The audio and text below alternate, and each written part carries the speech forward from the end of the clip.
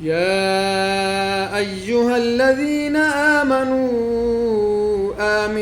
بالله ورسوله والكتاب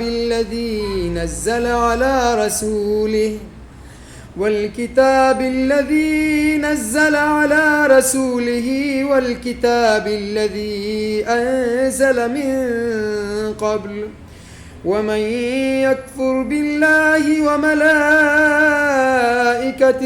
وكتبه ورسله واليوم الآخر فقد ضل ضلالا بعيدا.